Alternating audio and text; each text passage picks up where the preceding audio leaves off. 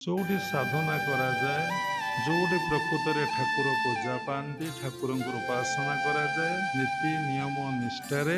से जगार कौन अभाव रुए आ समस्त मनस्कामना पूर्ण हुए आठी गोटे आध्यात्मिक परिवेश भाइब्रेशन सृष्टि हुए यही कथा को समस्ते जापर जो मैंने बद्धजीव अच्छा मूढ़ अच्छा तामसिक प्राणी अच्छा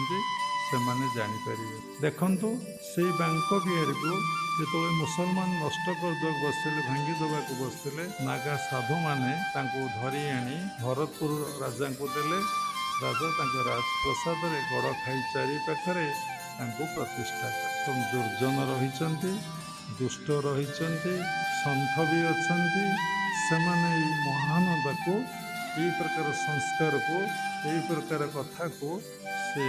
उपलब्धि करें नहीं।